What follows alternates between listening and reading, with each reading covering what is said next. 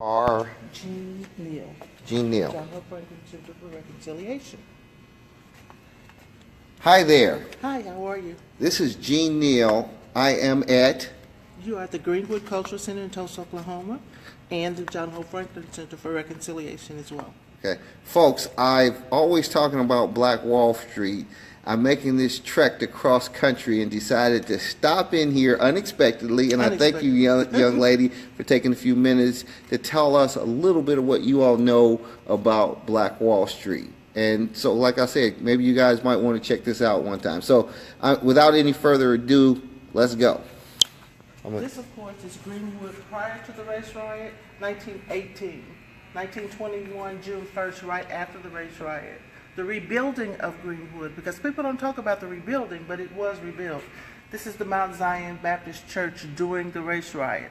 They thought they had a lot of ammunition in here, so they really bombarded that church. This is what Greenwood looked like when they completed their massacre.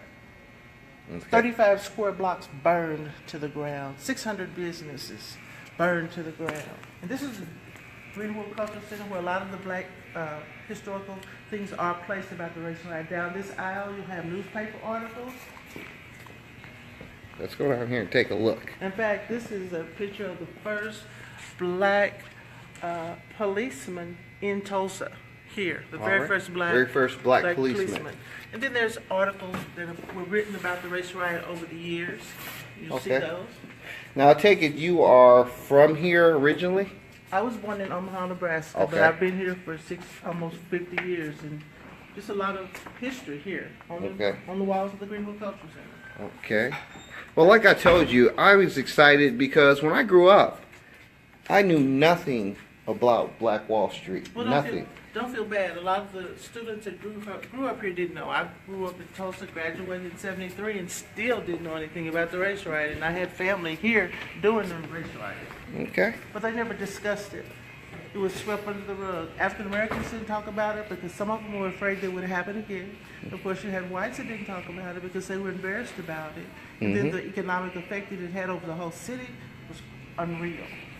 Interesting. So it was negative for everyone. For everybody. The whole city suffered. But the black district of Greenwood, Black Wall Street, suffered more than anything. Because when they finished with Black Wall Street, there was absolutely nothing left. Nothing whatsoever. Yeah, we saw it burned to the ground completely. But the interesting you said is they rebuilt. Yes. And that's never talked about. That's an entrepreneurial spirit that's in Tulsa that's still here today. But those African Americans during the 1920s, they stuck together. Not one penny came from Tulsa. The money came from around different states. The city didn't pay for the rebuilding of Black Wall Street. Did they ever Go ahead. No reparations were given. Okay. It was a strict effort of those resilient African American men and women who worked so hard to build Greenwood back better than it was prior. Outstanding. And that's the one thing that we don't know. We always hear about the destruction, but you guys rebuild it. Okay. Yes. So tell me, that's the missing link. Yeah, tell me a little bit about the population here. Let's walk around here and look at these beautiful stuff. But tell me a little bit about how we are, the population there, and what goes on in Tulsa, because I've never really been here. Well, Tulsa has about 15% African American here in Tulsa. About 15%? About 15% African American in Tulsa. Okay. You have very successful African Americans in Tulsa, just like you have all over the country. Correct. And then we have our group of people that we work and we help with as well. We are working, especially with the John Hope Franklin Center. Let's say what we do a little bit. Our job is bringing Tulsa together as a whole. Right now, Tulsa is 4 cities: north, south, east, and west. Our job as the John Hope Franklin Reconciliation Center is to bring our community together to one. Is it still fairly segregated? It's a lot. To me, it's not segregated, but separate. It's a difference. Okay. It's separate but not segregated. Yes. Okay. Yeah, there's a difference. You're right. Because when it's segregated, I mean you can't go to the other spot, but it's still separate. Right. Okay. But you have African Americans all over the city. It's no line you can't leave here. It's not that. Exactly. It's where you're willing to go. Exactly. Just Civil War pictures are here, but this is the most important wall in the Greenwood Cultural Center as far as I'm concerned. Okay. This is actual pictures of race riot survivors that survived that massacre. And the sad thing about this is that there's only 2 that are on this wall that are still alive today. Okay. You said there are only 2 that are still alive. Today. Man. And this gentleman here traveled the world. Mr. Otis Clark traveled the world talking about the race riot way past the age of 100 years old. And what was his name again? His name is Otis Clark. Okay, great. Otis Granville Clark. Otis Granville Clark. And that's just some of the race riot survivors. Exactly. Man. So how did this place, the Glenwood Cultural Center, come about? I think it was opened like that. It started in the late 80s. Okay. And the final build on it, I think, ended up in the, I want to say mid-90s, like 1996, when they really finished all that they were doing and opened up fully opened up with the expansion. Okay. Do you have a lot of visitors from out of town? We have a lot of visitors. They come from all over the world. Mm-hmm. And as I was talking earlier about the Reconciliation Park, mm-hmm. we have people that come from Turkey. We have a class that comes from Germany every year. Mm-hmm. And they're here for 2 weeks. And our park is part of their curriculum. And that's going on for 4 years. And we just had people we sat down with delegates from around the world with earphones on telling them about the race riot. Okay. So it's just so much. People are interested in our story because it was hidden so long, but it is just true heritage for us. Now you told me about people across the world. Yes. And I think that's great. Mm-hmm. What about us? Yes. People like us People that are coming all over the place? United States come here. Great. We have people from, every state take a has, walk. every state has. Okay. So tell me something. If I come here to visit, to see this, what else is there to do? Okay, tell me this real quick. This is the 1921 race war survivors. Notice it didn't say riot, it said war. This is their actual remembrances. These are their exact words. Otis Clark that I'm talking about, his words are here. Melvin Alexander, the actual words. Read me one that rings to you. Read me one. Otis Clark says, I got caught right in the middle of the riot. Some white mobsters were holed up in the upper floor of the Ray Heath flour mill on East Archer, and they were just gunning down black people, just picking them off like they were swatting flies. Well, I had a friend who has long past been healing injustice. This is exact words. This riot was like a first war experience for me. We were under attack and our government did not protect us. During World War II, I fought in my first real war, April 2nd, 1944. My unit landed in Australia. 2 days later, General Douglas MacArthur arrived. Yes, I have done my duty. It is time for those in the United States, the states of Oklahoma, and the city and the county of Tulsa to acknowledge capability for the failure to protect black people from the lynches and the mobs. 5 years old. Too young to know the significance of the riot, but I do remember that my mother was so frightened that I knew something was terribly wrong. Man, let's move it. In this room, of course, the Greenwood Mr. John Hope. Wait a minute. Okay. Right, this is the Martin Luther King era. That's the Jazz Hall of Fame era. Martin Luther King here. And here, when you look in this room, you're just surrounded by pictures of the 1921 race riot. It starts with, of course, the Trail of Tears. You had African Americans coming to Oklahoma with the Trail of Tears. Really? The Black Town tours, yes. The Black Towns. Tell me a little bit about the Trail of Tears, because in our teaching, it was only Indians, if I'm correct, the Trail of Tears. Native Americans owned slaves at one time, so they came with the Native Americans to Oklahoma. That 1,200-mile journey that over 3,000 Native Americans and African Americans died along the way as well. But like I say, in the history, we're kind of left out. Well, that's what John Hope Franklin was so good at. From the book From Slavery to Freedom, telling African American people about slavery. And he spent his whole life telling people, informing African American people that it's important that we stand up and we teach the next generation about the history of African Americans, because if you don't teach our young people their history, it will repeat itself. The 1921 Tulsa race riot here, imagine repeating itself. You're right. You're right. It's a whole different mindset, a whole different level of weaponry throughout the city. So it would be just totally, I can't even come up with a word that would describe the devastation that would happen if Tulsa had a race riot at this time. Yes. So we teach our young people about the horrific race riot that we had here, so it does not repeat itself. Because John Hope Franklin said, he said, what is his story? Who's telling the story? Great. History is his story. Okay. Who's telling your history? And so he informed African American people how important history was and education was.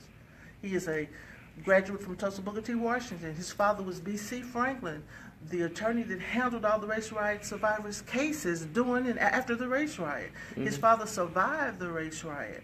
And then he came to Tulsa, and one thing about him, he told the story in everything he done. I want to say it that way because his last interview, he told the story about being on the streets of Tulsa, helping a blind lady across the street. And halfway across the street, she turned and asked him, "Are you white or are you colored?" And he said, "I'm colored." And she said, "Take your filthy hands off me." That was with him all his life. And I'll say that because he was in his 90s the last time he told that story. So I can't help believe that was the catalyst that kept him on that journey, that people are people, and how important it is for us to know who we are as African American people. Okay. Now, there's been a resurgence in black economics, Yes. in the whole understanding of the need for us to do business with each other. Because one of the phenomenal things, as you look at what happened in Black Wall Street, there were banks here, there were cinemas, there were taxicabs, there were barbers, not drivers, owners. They were owners, and there was a low unemployment. Everything was low as far as unemployment. But you have to know why. Okay, tell me. Now, we have to realize the first law that went on the books in the state of Oklahoma when we became a state in 1907 was the Jim Crow laws, right? Jim Crow laws, right? The laws of separation. Therefore, this 10,000 African American people that you had in this community had to keep their dollar in their community. They were forced now, to. the other communities could come over and spend their money if they wanted to, but we couldn't go spend our money over there. So those dollars stayed in the community, plus the other communities' dollars stayed in the community. So that way, the community was able to continue to grow economically because the dollars stayed in that community. Outstanding. However, desegregation came, then I could go buy that dress at Miss Sally's house where I couldn't buy it yesterday, and I wanted to prove to her that I could buy her dress. So I quit working with Miss Tilly, who's been making my clothes all my life. That's the biggest thing we're dealing with is our attempt to prove or our belief that their goods were better than ours has destroyed not just this area but across the nation. And we have to understand that our products are as good, if not better. And where you spend your dollar matters. It does matter. Yeah. And as I said, I look at this. Tell me, I'm going to switch gears real quick. If I come here to Tulsa, obviously I want to see this. Tell me what else is here that's worth telling some of these folks to jump in their cars and come and visit you. Well, our churches are phenomenal. I'm a pastor as well. Okay. So our churches are phenomenal. Our Greenwood area is nice. The things that they put out, the community itself, our library system is fabulous here. We have probably more museums than any city around us. Really? We have some of the major museums. We have the Gilcrease Museum that's in North Tulsa, and it is one of the largest museums in this part of the state. And of course, we have the Fieldbrook. We have Greenwood Culture Center, we don't want to leave it at, and the Maple Little House next door. That's also a historic place. And the most beautiful place to me is, of course, the John Hope Franklin Reconciliation Park. And that's where I'm headed next because I was told that was the place to go. That's the place. But truthfully, I need to hear this from you. I'm telling you, that's the place to go. I'm headed there next. Just to see the John Hope Franklin and I'm headed there next, but I think everybody here thanks you because you were sitting in your room and you came up, and I know you're busy, but I wanted folks to understand and see somebody who's living black, not just the past of Black of Wall Street, but you're trying to create a future for Black Wall Street. It's so important that our young people know we have a responsibility as African American people to continue to grow the African American community in this city. What do you all do to try to educate the need to recycle dollars, the need to go out of our way to support our black businesses?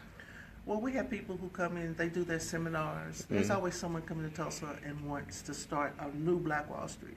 I want to build Greenwood over, but the land is gone. Okay, but there is a lot of land further north that they can actually use. We have Black Wall Street, Chicago come, Black Wall Street, Fort Worth come, Black Wall Street, Las Vegas has come. And I mean, they're all over the country, all the Black Wall Streets. And are they connected to you all, or are they independent? I think it's a couple of them that started different branches. Yeah. It would be great if it could be just one. But it can't be about the money. You're right. It has to be about supporting communities. Not that I want the fees, it has to be about supporting communities. You're 100% right there. So again, let's go take a quick look over here, because I see a few artifacts here that I at least want people to look at, huh? A lot of African artifacts have been donated to the Greenwood Cultural Center. Okay. Right here. Well, I'm going to also give you an offer that if you are ever coming into Vegas. I've never been to Vegas. Okay, well, if you ever decide you want to come, I would love to have you come and speak to our people about Black Wall Street, because somebody who is living in this, if you would. Tune in on this, if you would. These are a list of all the claims that were presented after the 1921 race riot. $2,745.61 worth of claims were filed. Not one of these claims were paid. All fell under that clause in the insurance policy that says race riot destruction not paid for. Oh, even though they were not the reason for the race riots. So not one person actually got $1 Correct. back. This is Greenwood when it was rebuilt. That's the pride. This is 1941 after the race riot. They rebuilt in its heyday. You hear that, folks? A lot of us hear about the destruction, but just like the phoenix, we rise up. It was correct. No. Okay. So it sounds like you have a very vibrant black community here. I would love to see us even more involved. What we do at the John Hope Franklin Center, as I said, brings everybody together. Mm-hmm. It's multicultural and very diverse. We have a yearly dinner of reconciliation where we bring 600 people from all across the city together, set them down at a meal. We bring in great entertainment. Last year in November, we had Ben Jealous come in and speak to us right after he came from the Democratic National Convention. Mm-hmm. So he was on fire. So it was an awesome dinner. We have a symposium every May. This year is falling on the 31st of May, which is the actual day of the race riot. Mm-hmm. So we're planning on having a march, or a walk, a Path of Reconciliation walk, from the Reconciliation Park to the Greenwood Cultural Center. For the first year, we will have the opening session here at the Greenwood Cultural Center.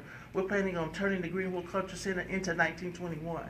So that's what's on the plate. So come back to the symposium. You hear that? May 31st through June 2nd. May 31st through June 2nd. Now, question. Do you have any black grocery stores here? No, we do not. Okay. There's not a grocery store in North Tulsa. That is one of the things that we're fighting right now. Any black banks? No. No? It's closed. It's closed.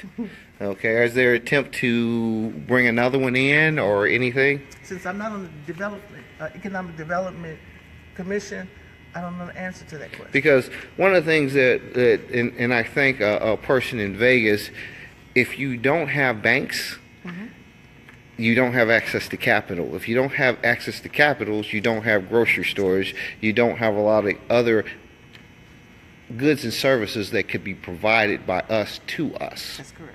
Yeah.